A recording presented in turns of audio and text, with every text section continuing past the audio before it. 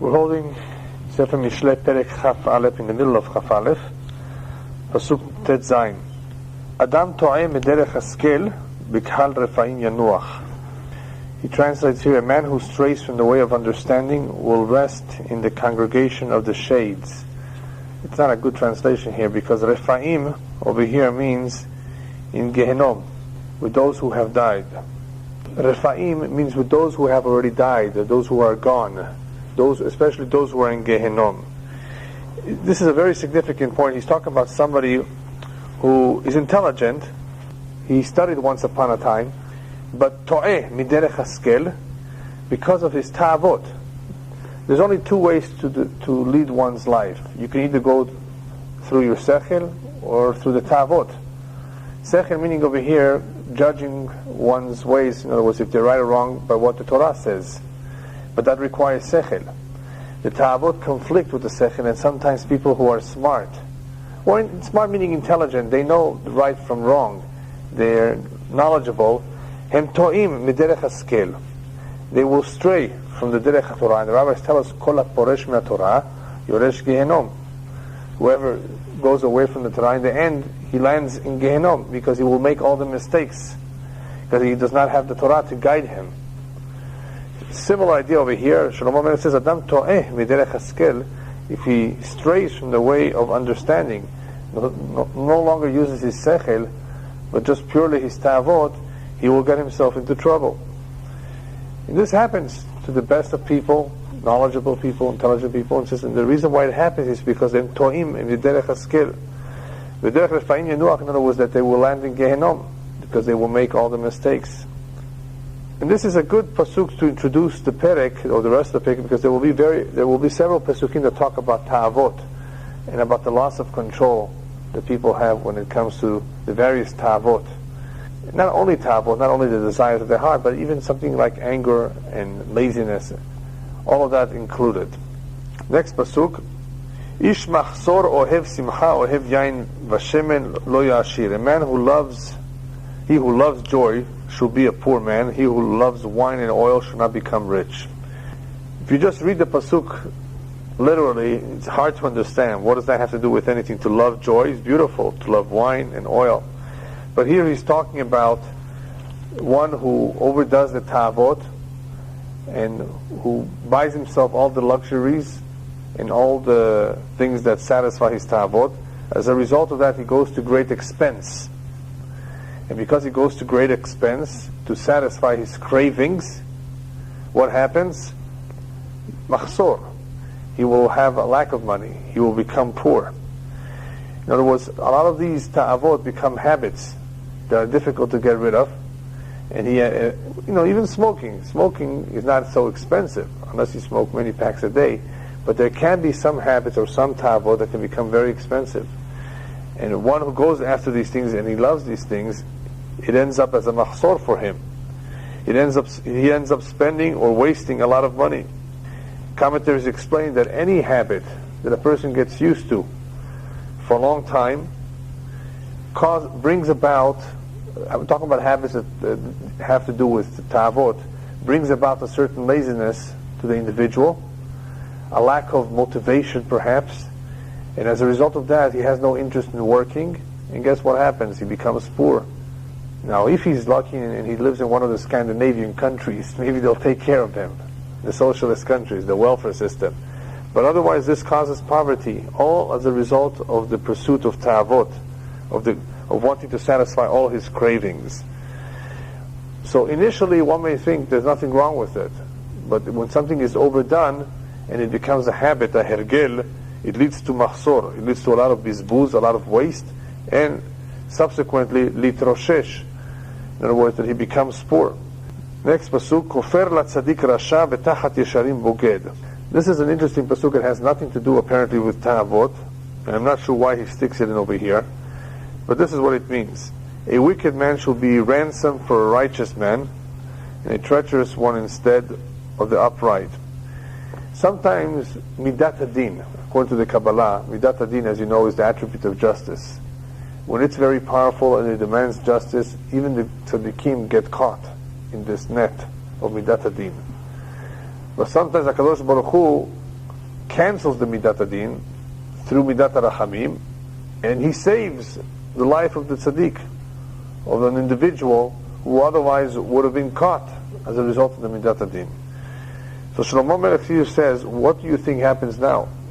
You think it's just the tzaddik is saved and that's it? No. Whenever a tzaddik is saved from Midat Adin, kofer la tzaddik rasha. Midat Adin is not satisfied now, it wants somebody instead of him. So when a tzaddik is saved, there is a ransom to be paid, and the rasha takes his place. An individual who doesn't have as many merits will take his place. And the commentaries give us, the rabbis talk about the example of Haman and Mordechai. Midat Adin was very, very strong back then in Shushan. The Jews were in trouble. And even Mordechai was in trouble. But instead of Mordechai, Haman was taken. I mean, that's good. I mean, the point here is that Midat Adin is not satisfied. It's a very, very powerful attribute. And just because the tzaddik is saved, it doesn't mean it has quieted down. There's still anger, there's still din, but a rasha will take his place. A rasha that would have otherwise lived for many, many years, perhaps, but as a result of lack of merits. At certain times, there are certain times that Midat Adin is very powerful, and it takes people. One of those times is called Idna L'Ritha. You will find that term in the Zohar. A time of Ritha, of boiling anger. A time of boiling anger, Bashamayim, there's some moments like that Hashem is very upset, or Midat Adin is very, very, very strong. And then people get caught or punished even for small, minor things that would otherwise Hashem would overlook. Not that he overlooks it, that he would push it aside. He would forgive. He would give a chance. So one has to be careful, with all of this. That's why he mentions it over here, obviously, that it's not just something to ignore. I mean, it's good that a rasha takes the place of a tzaddik, but otherwise we see that Midat Adin could even take the good ones. Tov shevet be'eretz midbar me'eshet midyanim v'cha'as. Apparently Shlomo Melech has a lot of experience with women, because he mentions various pesukim, similar ideas, what it is to experience a bad relationship with certain individuals. And the one he's talking about over here, the one he has in mind over here, is not only a quarrelsome woman, that's an eshet midyanim, but one that gets angry frequently. He says, Tov shevet be'eretz midbar me'eshet midyanim v'cha'as. It is better to dwell in the desert land than to be with a quarrelsome and vexatious wife. Now, a woman who always gets angry. What's the point over here? We know that it's not good to be alone. Habdidut hi lo tova, as we say in Hebrew. It is not good to be single. It's just not good. Rabbis always encourage one to be married. One whose wife passed away should remarry. One who got divorced for some reason should remarry. One should not stay single. Even if he is older, even if he already has children, he should settle down and have a partner and be with someone. It's healthy. It's the right thing. It protects one from sin. There's a lot of benefits. But sometimes the rabbis say, and that's what Shlomo Melech is telling us, that the alternative to being stuck with a quarrelsome wife is to be by yourself. That's what he says. It is better to dwell in the desert than to have to go through a situation like that. What's the hidush over here? I mean, it's obvious. Isn't it obvious? Isn't it obvious that nobody would want to experience that? Nobody would want to live in such a home, such a woman? He's not only describing how difficult it is, as we will see in other pesukim, Kimotzani marmi mavet et haisha. A woman can be more bitter than death. It can be something very, very difficult to deal with. So he's not only telling us about how bitter it is and how bad it is, he's telling us that it's actually better off. A person is entitled. He would be entitled. It would be understandable if he would not want to be in this kind of a situation. We can't expect somebody to suffer. And as I mentioned this in the past, the rabbis tell us, what's the cure for such a woman? To divorce her. Then why doesn't everybody divorce? Either because there are small children at home, or because her ketuvah is too expensive, and it's hard to get rid of her, right? So, depending on the circumstances, it may not be so easily gotten, the divorce, And we have to have pity on somebody like that. It's a very difficult situation to live under the same home with somebody who's very quarrelsome, always gets angry. It's not easy. And obviously one should pray as much as possible that he shouldn't fall into this trap. Perhaps, Shlomo Melech is also warning those people who think that they're smart and they're going to marry someone because she's beautiful, because she has money. They don't realize that no money in the world and no beauty will be able to cover up the other faults that she may have, especially if she's a very quarrelsome and angry woman. Who cares for the money? So, analyze or investigate what you're getting into, and decide really is it really worth it? He says it's not. This is the kind of midot characteristics that the woman has. I have to be fair. This is also true if the men are like that, right? It's not easy. So why are the women being picked on? I'll leave it for another time. Next pasuk. אוצר נחמד בשמן בנבי חכם וכסיל אדם יבלענו. Precious treasure and oil are in the dwelling of a wise man, but man's foolishness will swallow it up. It's a very poetic pasuk, talking about the treasures, the pleasant treasures or the precious treasures of oil. What is he talking about? He's talking about savings account. That's all. He's talking about the importance of savings, of having a treasure, of trying to save some money. And you will find a savings b'nevei chacham, in the dwelling of a chacham, as opposed to who? As opposed to a kesil. Kesil adam yivala'eno. All his earnings, he will swallow it up. A man's foolishness will swallow it up. Spend it, splurge, waste it. This point is a very easy to understand point. I mean, we understand the importance of savings. Saving for a rainy day, they say in English. Saving for your retirement, saving for later years, saving to marry off your children. The reason he has to mention this is because some people's nature does not recognize this. They say, you got the money today, spend it today. Don't worry about tomorrow. Now, it's true that you don't have to worry about tomorrow. You could have bitachon b'Hashem, but you have to be reasonable too. You have to do what's reasonable. And what's reasonable is you don't spend all your money you have, because you don't know if you're going to have a job tomorrow. You don't know if you're going to be healthy tomorrow. Will you be able to work? Then what's going to happen? Who's going to pay for all the bills?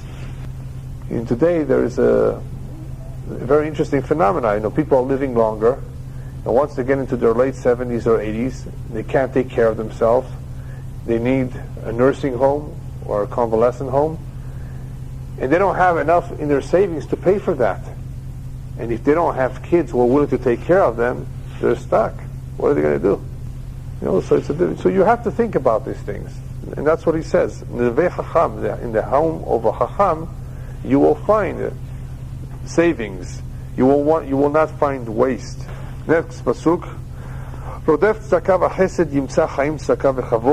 He who pursues charity and kindness will find life, charity and honor. This is a famous pasuk, an example of midah kineged midah. The HaKadosh Baruch Hu pays measure for measure.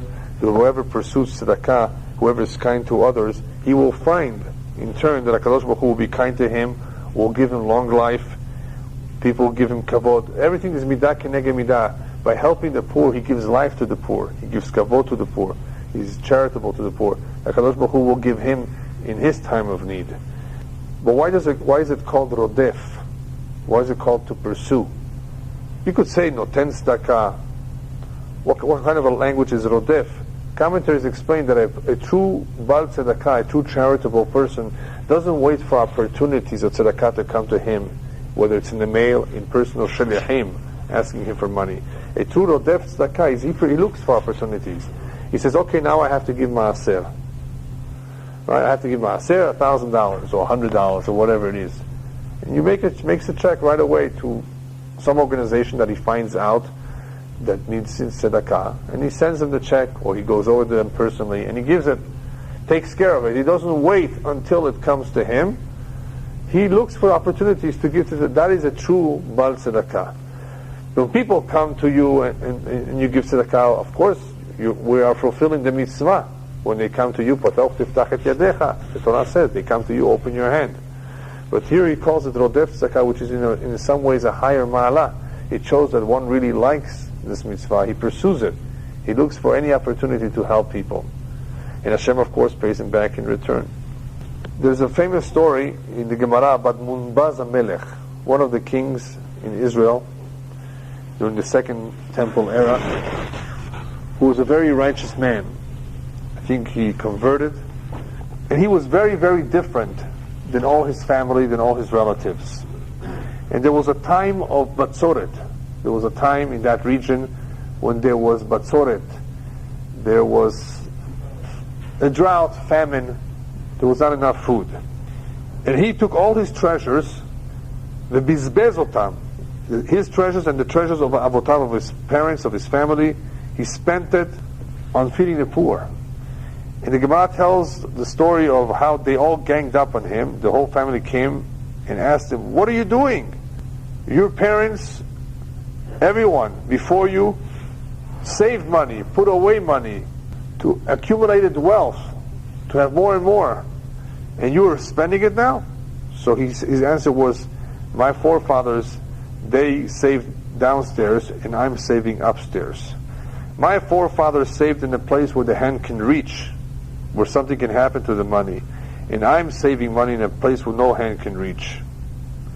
My forefathers saved something that does not produce fruit, does not produce anything else. And I'm saving something that will produce fruit. My forefathers saved treasures of money, and I'm saving treasures of nefashot, of souls. Saving people's lives." You see his understanding, what value money has, what to do with the money. That's rodef tzedakah v'chesed, yimtza chaim tzedakah v'kavod.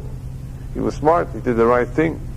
He had the right attitude of what to do with the money. Next pasuk, Ir giborim ala chacham vayored oz miftecha. A wise man ascended to a city of mighty men and brought down the stronghold in which it trusts. Also a very poetic pasuk to describe the value of chokhmah versus anything else in the world, even strength. In this pasuk he's talking about the value of chokhmah, which he has done many, many times, to continuously remind young and old how it's much more important to be a chacham, to be knowledgeable, than anything else, and to be rich, than to be strong. Because Ir Giborim ala Chacham, a smart man, was able to go into a city of strong people, Vayoret Oz Miftecha, and bring down, as he calls it over here, the stronghold in which it trusts. In other words, the Chacham was able to defeat the Gibor, he who is strong. So what if he can pick up 500 pounds? What's the big deal? There's nothing to admire. What could he do with that strength? There's nothing that he can accomplish with that strength. Money too has no value. You have millions of dollars. Yes, 25,000 units. Have you heard? People have thousands of units, apartments. That's how they calculate how rich he is. How many units does he have? How many apartments does he? So what? What does he do with it? I know some people who have many properties and a lot of real estate, and they tell me, the lawyers tell me, they see them every other day in court, evicting somebody. That's the kind of life they have. All right. But one of those individuals, please give tzedakah. All right. But it's just a little strange. Chokhmah, if a person can acquire chokhmah, that's better than anything else. Unless, of course, if HaKadosh Baruch Hu gave him barakah, he has a lot of money and he uses it for the right thing, that's good too. But if a person has a choice, that's what he emphasizes over here. Chokhmah is better than anything else. Next pasuk. Now we're coming into something very, very significant that is very relevant. Shomer pivu leshono, shomer mitzarot nafsho. Also a very popular pasuk. He who watches his mouth and his tongue guards his soul from troubles. What kind of troubles? A lot of troubles. Guarding his mouth and his tongue. If you read this pasuk literally, what do you think of? What are you guarding your mouth and tongue from?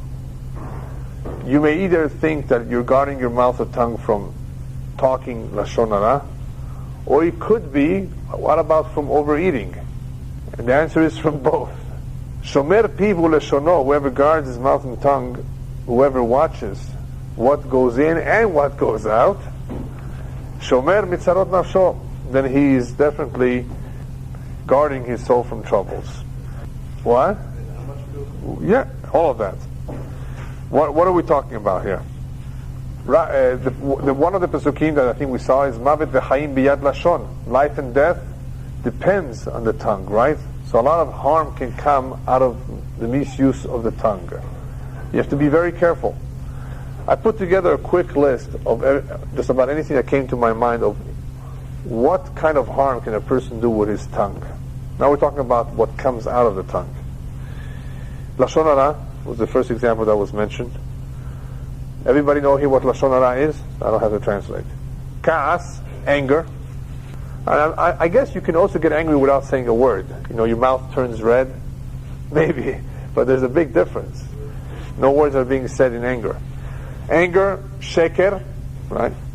Revealing other people's secrets, which is like olech rachil, rechilut. Machloket, as a result of over-talking. Ga'ava, arrogance. Kavod, the pursuit of honor, just because of saying something. Kalut rosh. Kalut rosh, I guess in English we would translate it lightedness or levity of the head. In other words, when a person is very lax in his conduct. Nivul peh, bad mouthing, bad language. And bitul Torah, talking about politics. What's wrong with politics? Nothing, but it could be a big bitul Torah during the time that you were spending talking about something that you have no control over. You know, people just talk nonsense all the time. He should do this. What is he thinking? What is he trying to do with it? What's the difference? What do you care? Go learn some Chumash. Go read some Tehillim instead. That would be more useful than just talking nonsense that has no value whatsoever. All of that from the Lashon. And the rabbis tell us that many great individuals ended up in Gehenom because of their Lashon, because of misusing their tongue. Why did they end up in Gehenom? Because some harm that is done with the tongue sometimes is very difficult to repair. You spoke about someone, you spoke about people, go find them, go ask them forgiveness, go repair their reputation, go take back the damage that was done. It's very difficult. So that's why one has to be extra careful with what he says. We're also talking about the other part of what goes into the mouth. Excess food is obviously also could be a source of troubles in two ways. Excess food could be a source of trouble because what you eat may hurt you. You may get ulcers, you may get problems, right? And you can gain weight too, besides that. That's one kind of result or consequence of excess food. Another problem is that the rabbis tell us that a person who overeats and gets himself into the habit of excess food and drink, that also leads one to sin. Food and drink and levity of the mind, all of these things can also lead one to sin.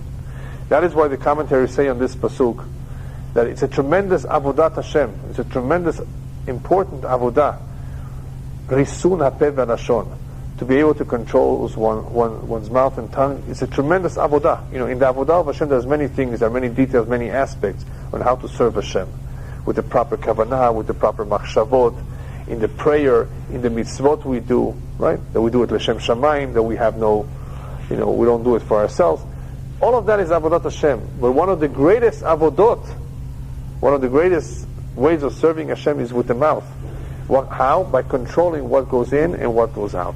That's an important and a very important avodah. I think it's mentioned in the Kabbalah. All of you are aware how important a fast is.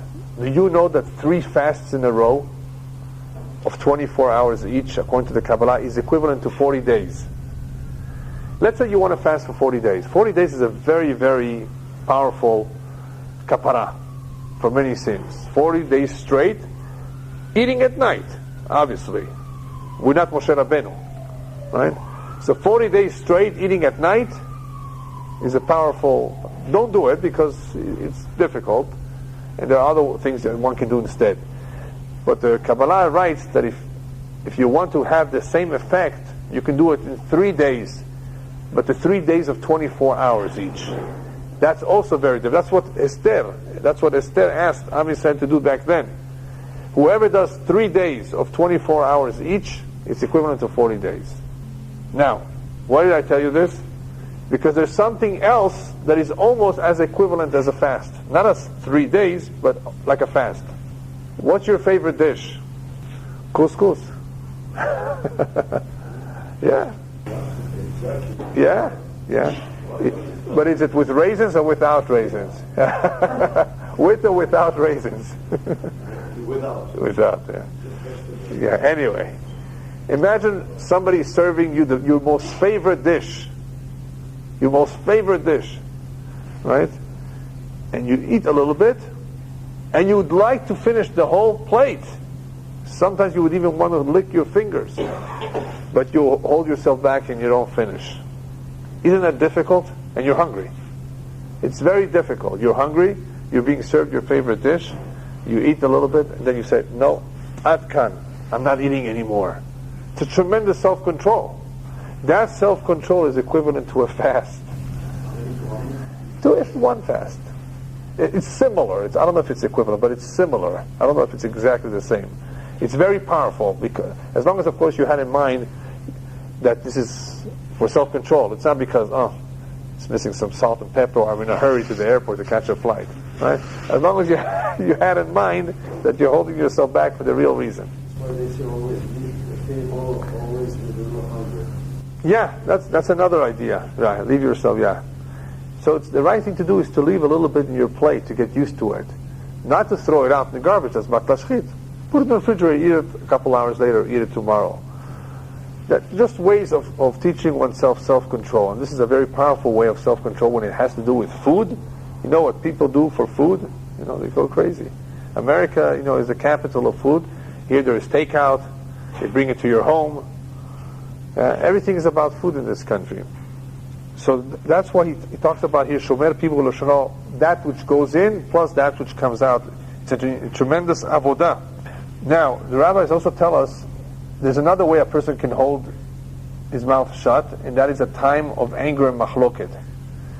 Kol hachosem piv, whoever shuts his mouth when he can really answer, zocheh le'or ganuz, he will have the zechut to see the great light that is reserved for tzaddikim. Just because he held back his mouth, he could have yelled back, he could have answered back, but he held himself back. It's hard. And the commentaries also say that one of the greatest ways to be mechaper on one's sins, there's a whole list of things that one can do if he did many sins. There's a whole list, and I can give it to you one of these days if you want. All sorts of things that a person can do that will help him with his complete kapara. One of them is to keep quiet and to control one's tongue. Whoever regularly manages well, in other words, in handling his tongue and keeping quiet and not just answering back and not saying lashon hara, all of that is called controlling one's tongue. It helps him tremendously with kapara of his avonot. So that's an additional benefit. Another area that one has to be very careful with the mouth is lo liftoach pe satan. Does everybody know what that means? Not to open your mouth to the devil. Rabbi Tarfon had several boys and one daughter, I think. He used to sometimes try to convince someone or people about something, and he used to swear on the life of his boys, and all his boys died. He was only left with one girl. Lo liftoach pe satan. You have to be careful not to open your mouth to say something which can be construed, by the Satan as something that you're wishing for yourself. Says, he might say amen. So one has to be very careful not to open up his mouth to the Satan, even on something which is theoretical. Next pasuk, Zed Yahir Letz Shemo Ose Bevrat Zadon. Zed, he translates over here, a malevolent, a bad person. That's easier to understand. A wicked, a bad person, that's called a Zed, or malevolent. A haughty man, an arrogant man. A scorner is his name.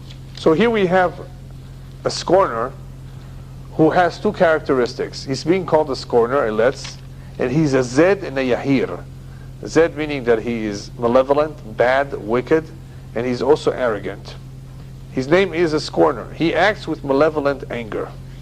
Also a little bit difficult to understand. But this is basically what he says. A Zed, a malevolent person, doesn't like anybody. He wishes people bad. He's actually happy when people make mistakes, people lose money. That's a Zed. I just tried to describe you the characteristic of a malevolent person who's not interested in the good of people, just in the bad, that they should fail. He's happy when they don't do well and so forth. This man is Yahir, he's arrogant, and that is why he's called a Letz. Why is he called a Letz? Because he makes fun of people. He mocks people. A Zed Yahir mocks people. Why? Because he's arrogant. And what does an arrogant person want to see? He wants to see that the other person is less than him. So this pasuk, perhaps, there's a lot of psychology here in trying to understand what's going on in this person's mind. Why is he making fun of these people? Why is he a Letz? Because he's Yahir. He has arrogance, and part of arrogance is to put other people down, to make yourself feel better. Oseh be'evrat zadon, and when he gets angry, he does things out of anger too. In other words, he not only mocks, he not only makes fun of people, but even in his actions, he does terrible things, and he does so in anger. Rabbis tell us, Kol hamityaher, I think they say it on this pasuk, whoever is arrogant will eventually go to Gehenom too. Nofel b'Gehenom. Ta'avat atzel temiteno ki mi'anu yadav la'asot. That's the next pasuk. Let's see how he translates it here. The desire of a lazy man will bring about his death, for his hands refuse to labor. Again, he talks about laziness. Many times he talks about laziness. And here he says that the desires of the atzel, temiteno, will kill him. Why? Because atzlut, laziness, gets a person used to wanting to rest a lot. And as a result of resting a lot, the body is no longer in physical shape. And as a result of not being in good physical shape, he does not go out to work. And it becomes very, very difficult for him to control his feet, to control his hands. And that's why he says here, it will kill him. Temiteno. This kind of a lifestyle of doing nothing, of bumming around, in the end kills a person. Ki mi'anu yadav la'asot, because he will not want to do anything in the end. Now, this is exact opposite of another important midah, the midah of zerizut, which is diligence. One who is diligent, a tzaddik who is diligent, anything that he does is not heavy for him, is not difficult for him. A person who is lazy, just about anything that you offer to give him, that he should do, it's heavy, it's difficult, it's a burden. Whereas one who is a zariz, one who is diligent, the job that you offer him, that you ask him to do, is not difficult at all. And zerizut is an important part of a tzaddik's life, because a tzaddik is an oved Hashem. He serves Hashem. And avodat Hashem doreshet zerizut. It demands zerizut. It demands for one to be diligent. Therefore, you cannot afford to be lazy. Next pasuk. Kol hayom mitava ta'ava v'tzaddik yiten v'lo yachsoch. All day he covets greedily, but the righteous man gives and does not spare. Kol hayom mitava ta'ava. All day long he covets. What does that mean? The rabbis tell us the more remote, the farther a ta'ava is, the harder it is for a person to get, the more he wants it.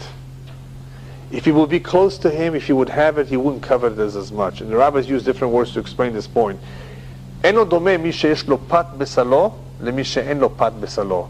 It's not the same whoever has bread in his basket to whoever has no bread in his basket. And this is a very, very, very important point. Somebody who's married, okay, will not come to sin as easily than somebody who's single. Why?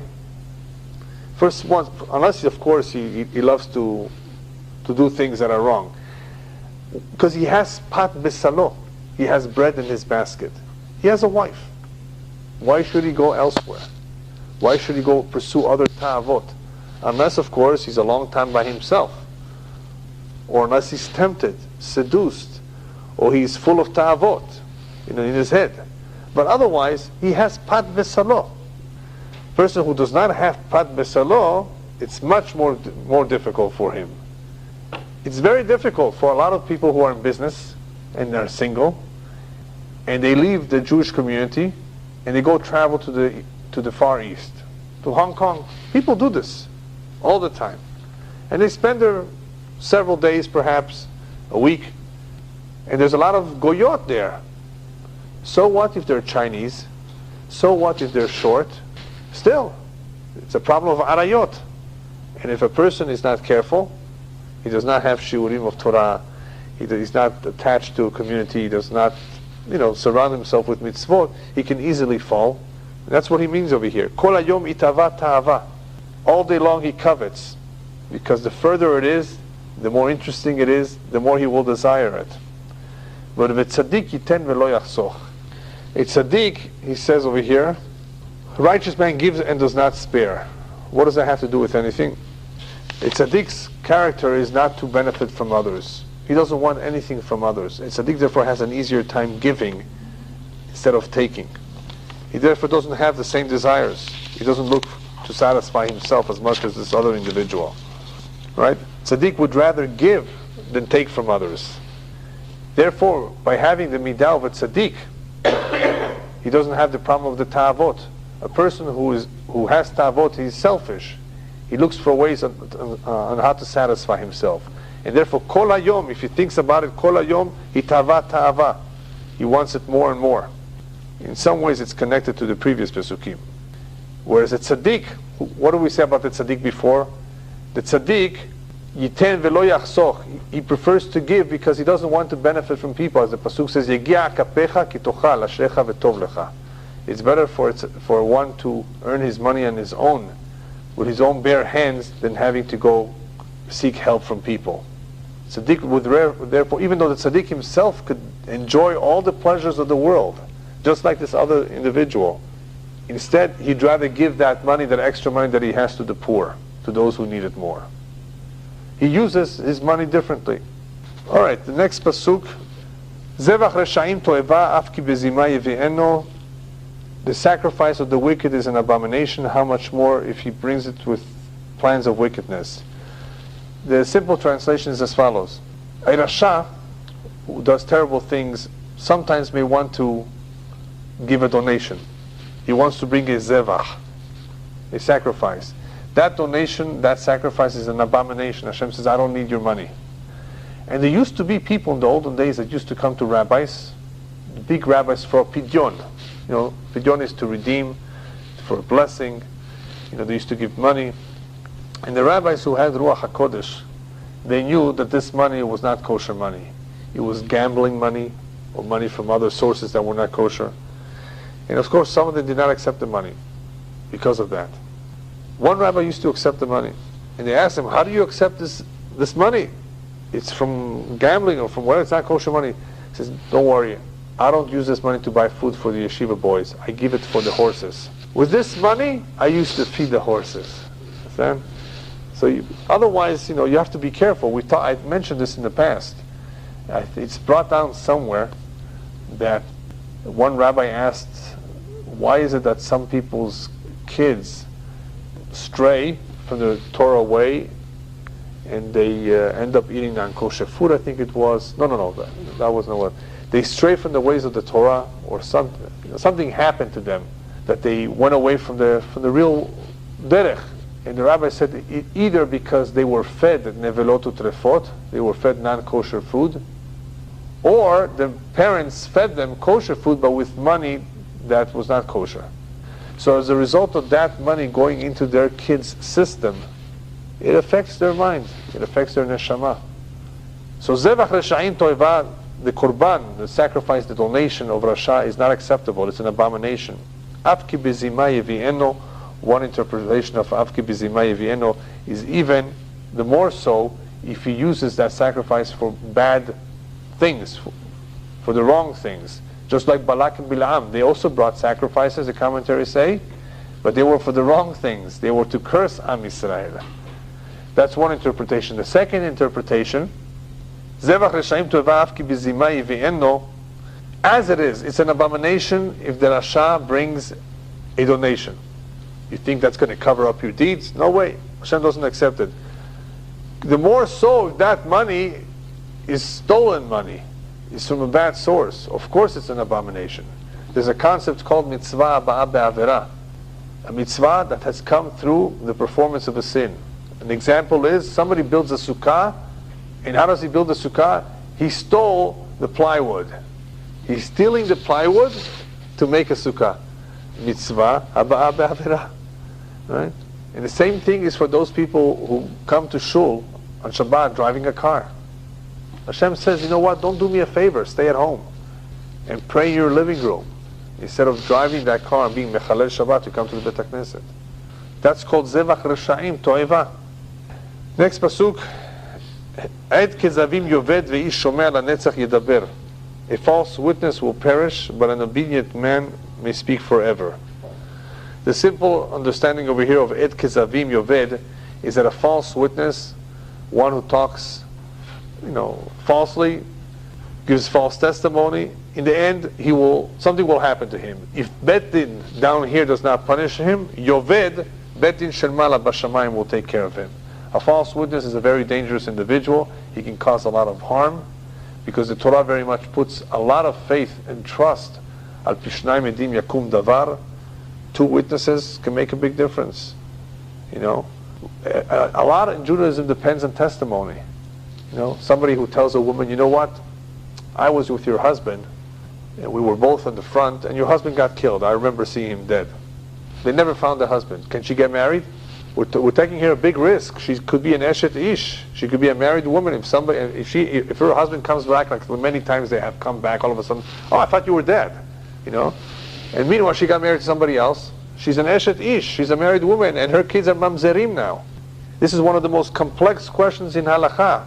The question of agunot, twin towers.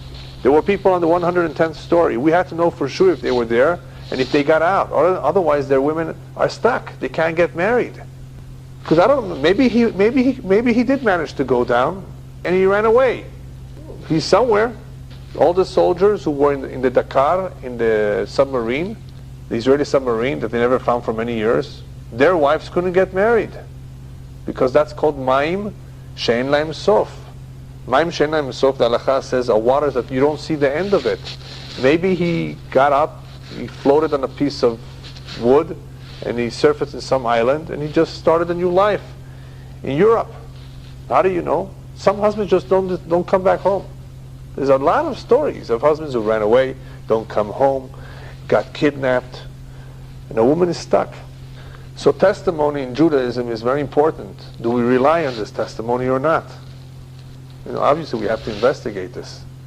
But of course, there are some situations where we do rely. So Ed Kezavim, if he's a false witness, it can lead to a lot of trouble. Yoved, in the end he will die, something will happen to him, if not in Betin Shel Matan, then in Betin Shel Mala, Mitabidei Shamayim or something. V'ish shomea lanetzach yedaber. But an obedient man may speak forever. What's an obedient man? Obedient man. Man who's obedient. He listens. What is he listening to? So the commentaries tell us one pirush, one interpretation means that he listens to what the Torah says. Lo ta'aneh bere'acha et shaker. Do not offer false witnesses on your friend. That's one interpretation. Another interpretation is that this pasuk is talking about people who give over a story or a rumor and they exaggerate and they add more details to the story and it ends up being completely false. Whereas ish shomea, a person who hears, is talking about an individual who hears the entire story carefully, analyzes, doesn't add more than what he should. Lanetzach yedaber, of course, he will always be accorded kavod. People will listen, people will accept him, people will always trust him. As the saying goes in various languages, but I'm almost sure they copied it from us, from the Gemara. The punishment of a liar is that they don't believe him even when he speaks the truth. There's also something like this in Italian. They take it probably from the Gemara. That is one of the ways that the liar suffers, that from now on they will not even believe him even when he speaks the truth. But ish shomea lanetzach yedaber, a person who is careful to hear the story, to hear the details accurately, then obviously people will want to listen to him at all times. Next pasuk, He'ez ish rasha befanav yashar hu yavin darko. A wicked man shows his brazenness in his anger, but an upright man, he will understand his way. Also several interpretations here. A wicked man shows his brazenness. A wicked man, you can see his chutzpah when he gets angry. Why does he get angry? Some of them get angry, the commentaries explain, to hide their wickedness. You don't trust me? That kind of an attitude. And they do it with such anger, trying to cover up. There's a lot of con artists, who also put up a show like that. And you can see, if you pay attention, you can see the wickedness from their anger. So that's what he says over here. V'yashar hu yavin darko. One who is a yashar, an upright man, he will understand his way.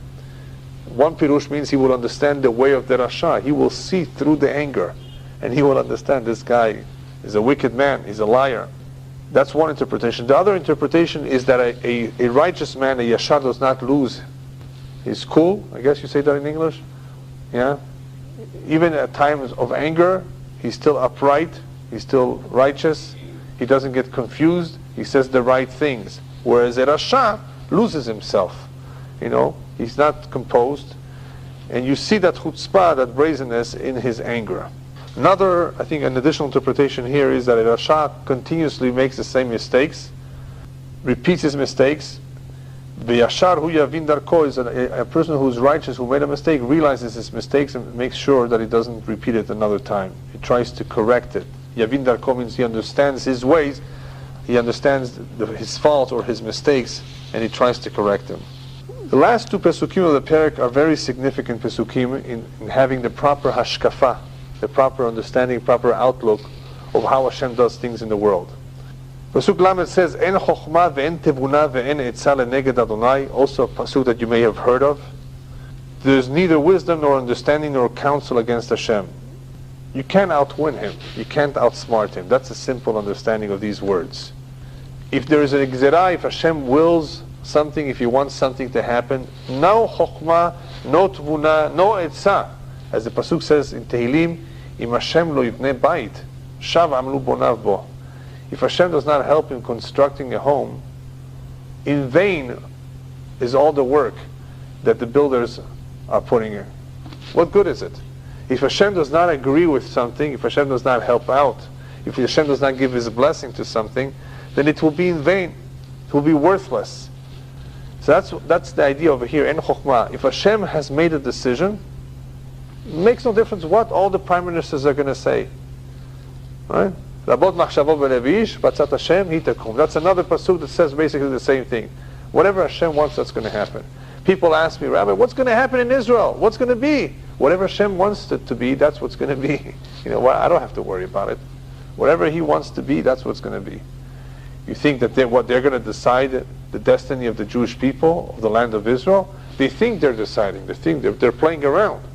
They may be making mistakes too. But in the end, it's Hashem's plan that's going to come. A lot of people, a lot of kings, a lot of prime ministers try to interfere with the plan of Hashem, right?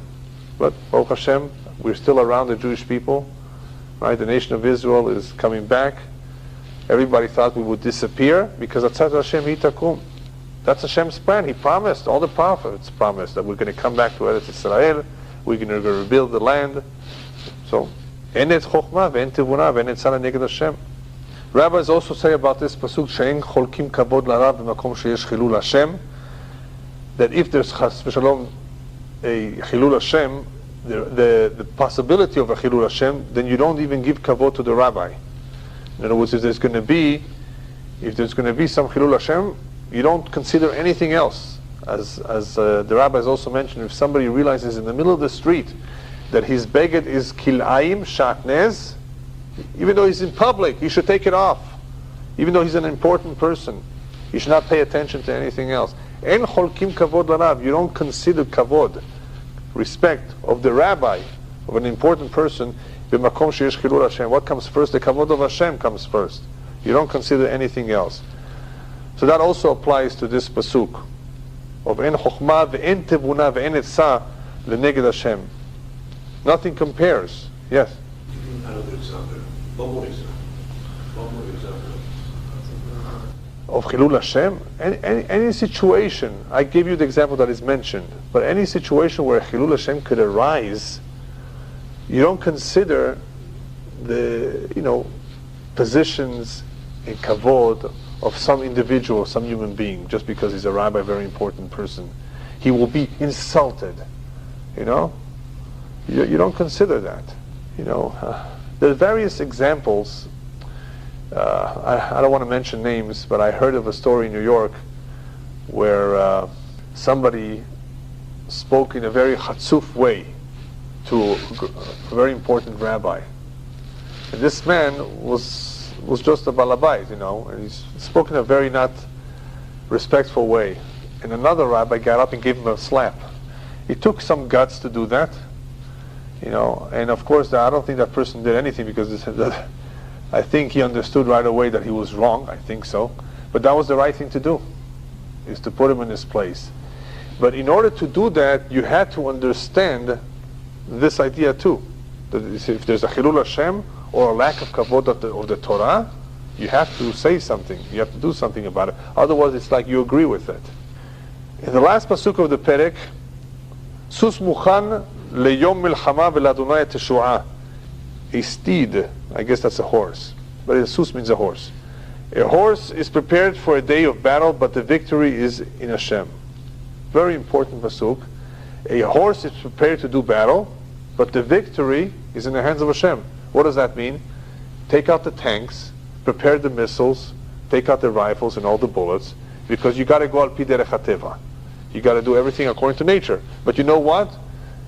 All of that makes no difference, because Hashem will decide who wins the war. And we see that in this week's parasha. Hashem yilachem lachem vatem tacharishun.